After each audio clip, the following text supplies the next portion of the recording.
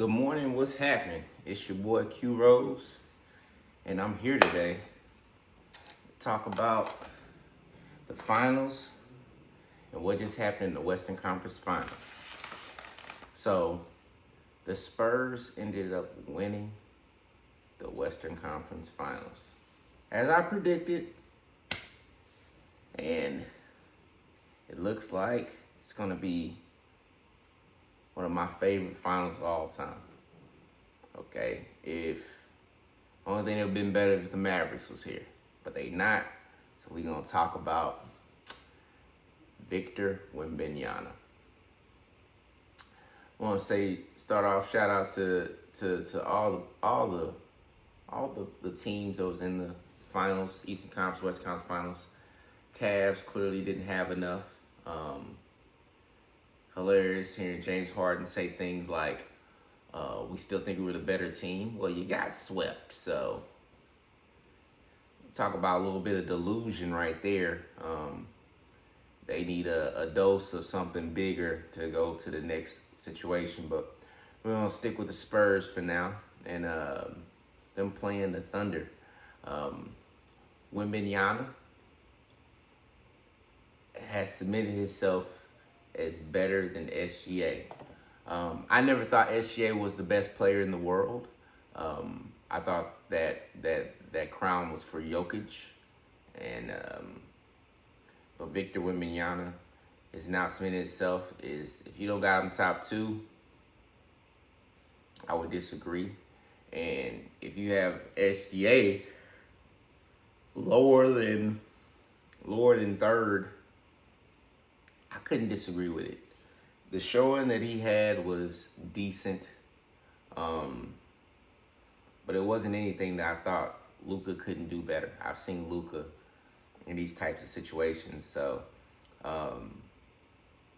that team SGA has, though, man, they played their butt off, and what sucks is not having Jalen Williams out there and not having the AJ Mitchell guy out there, and they suffered. They were clearly unable to score at times. Victor Wembanyama made it very, very difficult for them to score. So, and I want to give the biggest shout out of all. The biggest shout out to anybody I want to give out is to the officials. That was a very, very tough, hard-nosed series to officiate. I think if you're asking for perfection, then that's unrealistic to say the least. But I think they did a really good job of officiating, as far as, especially with them having to change the rules. It clearly, we're used to like it being a different level of officiating when it comes to the playoffs. You're able to be a little bit more physical in general. But I think this year was completely different when it came to OKC. I thought OKC was able to win a championship based off of the officiating not switching up as much as it did now. I don't think OKC would have beat Denver last year if they would have been if they'd been officiating like they officiated this year. The officiating clearly, they said we're tired of the flopping, and I think a lot of that had to do with social norms and what the people wanted. I mean, I think I had been saying it, but I think when SGA and the Thunder was able to get on the national stage and win the championship last year, it just highlighted a lot of how they play the game. I think how SGA played a lot of the game this year, it made me want to throw up. It was disgusting. You going up and you shooting shots, and you flailing. If people barely touch you, marginal contact would make this dude explode. And pause. But marginal contact, just he flails and throws his arms up. and I think they got it right for the most part. I think if they would have officiated the same way they've been officiating, instead of the 20 some odd points that SGA had, SGA would have had close to 35. If you would have called those games like you would call in the regular season, SGA is averaging at least 33 points a game. But no, they switched it up, which I had been saying. I don't fully understand the flopping situation. I remember a few years ago, if you flopped, then they would fine you. You know, if you got caught flopping, I've seen D Wade get fined thousands of dollars at a time, and they would fine you. I don't know what happened to that situation. It's like they threw that out the window. So I'm not a big fan of them not enforcing the flopping rules, but I'm a big fan of them not calling it. I played I played on several basketball teams. I've never got anywhere close to those type of whistles. And I know this is not the NBA where I played in, whatever, but even when I'm playing rec ball or just up at the fitness connection up the street, um, when I get, I would, the fouls that SGA get, nobody gets those. Nobody gets those. You know, you have to purposely dang near hit somebody. You know, this whole situation where you even the whole landing zone, I think has gotten ridiculous. You know, I get to flail my feet out and just land in your zone. Like I can't play defense if I can't. You know, I think it's up to the defender to allow the offensive player to land, but I think it's up to the offensive player not to have his landing zone all over the place. I mean, you could jump to the left, jump to the right, jump forward, jump backwards in any way, shape, or form. You feel like you can jump, you can get a foul in that direction. That's not what basketball is. And in my opinion, it's more than just flopping. It's lying. It's lying. You're straight up saying that you got hit and you didn't. And, you know, if you got, you know, embellishing a call, we get it. We understand the terms of that, but it became a science, and a science that was going to destroy the NBA, and they nipped it in the bud, you know, right here. SGA and the Thunder got their championship. That's it. It's over. It's over for them. In my opinion, I mean, you got three big, you know, and I know they got a lot of draft capital, whatever, but unless they make a big move, I think it's over. I think we've seen how they're going to decide to officiate from now on. I mean, how they decide to officiate from now on. And this was the year. This was the year. I mean, the Spurs historically are too young. The last time that person historically they're too young to even be anywhere near making this finals run. Historically, the only thing I remember with this much precedence where everybody was like, no, that can't happen, was when Stephen Curry won a championship and the Warriors won the championship, and they were saying a jump shooting team, a team led by jump shooting, will never win the NBA finals. And they came out and they won. They won. And I remember the time watching TNT, whatever, watching Charles Barkley, watching ESPN and all these different shows. The precedent was if you were a jump shooting team, then that wouldn't be able to be fully sustained. You would have too many hiccup games, and you wouldn't be able to get to the NBA finals.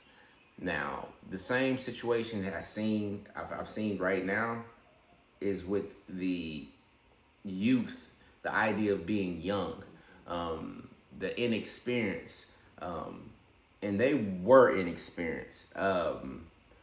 But this is the first time I've seen a team, anybody seen a team this young even make it to the finals, let alone, in my opinion, or the favorites. I see San Antonio winning.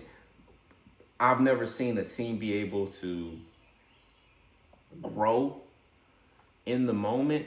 It's like they get punched in the mouth, and how they've been able to reset and recalculate in order to be the best version of themselves, and not let these hiccups turn into snowball effect and put them in a situation of continuous losing. I've never seen anything like it. I've seen them grow from series to series to series, the same way I've seen a team grow from one year to the next year. They've had 3 different series, and it looked like they've had 3 years of growth within a series. To be good in the regular season, we've seen it. I've seen a really good Atlanta Hawks team be number 1 in the NBA and get 5 All-Stars, and then get to the playoffs and not be able to translate. I've seen my Mavericks be a number 1 seed and dominate all year long and get beat by a Baron Davis-led Warriors team that had no chance of winning the finals. I've seen really good regular season teams not pan out, but to be this good regular season and to be able to grow, it starts and it ends with the alien, Victor Wembanyama. I don't have a bad thing to say about Victor Wembanyama. Okay, I don't have a bad thing to say, man. He is the most complete player in the NBA, and there's gonna be arguments. I don't think it's an argument. Him and Jokic are right there. A lot of people gonna say Victor is already the best player in the NBA. It's gonna be hard to argue if he wins the championship. I think offensively there's a huge gap offensively, but between Joker and Wemby, but defensively there's a huge gap. You know, so just pick your poison. But I know who ain't the best player no more. It's not SGA. Now, we're going to talk about this finals, man. Shout out to the Knicks for getting there. Shout out Knicks Nation. Y'all deserve it. You know, the Knicks deserve it. Brunson a few years ago, but they made the decision to go all in on Brunson and give him $125 million contract, whatever. A lot of people were skeptical. I was skeptical. Not on Brunson's talent, as far as him being an all-star level talent, but as far as him being able to lead a team to a championship, you couldn't convince me of that a few years ago. A few years ago, you couldn't convince me that. I remember when I was like, Jalen Brunson is better than Kyrie Irving. Everyone murdered me. Now, with that being said, did I think he was so much better than Kyrie Irving that he could lead a team to a championship? Of course not. I didn't think he was that good. So he's for someone who was his biggest supporter, who I argued people down when the Mavericks switched up him and Kyrie Irving as far as getting rid of Jalen Brunson, bringing in Kyrie Irving, and everybody was like, I was like, nah, we were better with Brunson. As much as I said that, I didn't think he was this good. And I'm glad he was able to leave Dallas and see how good he was, because we wouldn't have showcased him like this. I mean, it truly is something unprecedented, even with Jalen Brunson. If Jalen Brunson can pull off this championship, he'll be by far the most underrated player to get a ring that I can remember. It's like we people for him to win is be like when Dirk and the Mavericks won a championship. No one expected that, you know. And of course, you know, Dirk's path was harder through a tough and blood riddled Western Conference, you know.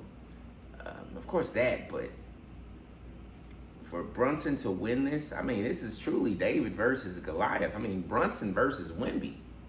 We're talking about the biggest, literally the tallest